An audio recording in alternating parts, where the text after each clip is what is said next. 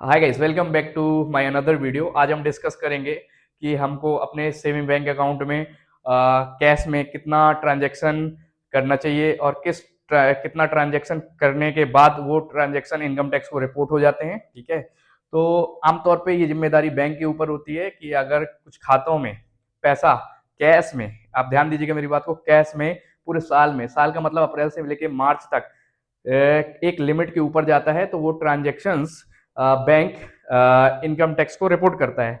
जैसे कि मैं सेविंग बैंक अकाउंट की बात करूं, सेविंग अकाउंट की जो आमतौर पे सभी लोगों का होता है किसी भी बैंक में, तो सेविंग अकाउंट में अगर मैं कैश का डिपॉजिट और विड्रॉल 10 लाख या 10 लाख से ऊपर का करता हूं एक साल में, तो ऐसे ट्रांजेक्शन बैंक इनकम टैक्स को रिपोर्ट करता है। ठीक है, मैं अगर करंट अकाउंट की बात करूं, करंट अकाउंट जनरली लोग व्यापार में सेल परचेज के लिए करते हैं। ठीक है, तो सेल पे जो करंट अकाउंट है, अगर उसमें 50 लाख या 50 लाख से ऊपर का क्या बोलते हैं, मैंने कैश जमा किया या निकाला है, तो ऐसे अकाउंट्स को income tax sorry bank income tax को रिपोर्ट करता है। ठीक है, मैं आऊँ क्रेडिट कार्ड के पेमेंट पे, अगर मैंने क्रेडिट कार्ड का पेमेंट ड्यूरिंग द ईयर अप्रैल से लेकर मार्च तक 1 लाख रुपए से ऊपर का कैश में पेमेंट किया है, ठीक है, या कैश या बैंक मिला के 10 लाख से ऊपर का पेमेंट किया है अप्रैल से लेकर मार्च तक, तो ऐसे ट्रांजेक्शन, ऐसे अकाउंट्स को बैंक इनकम टैक्स को रिपोर्ट करता है। ठीक है, और अब आते हैं मेन मुद्दे पे,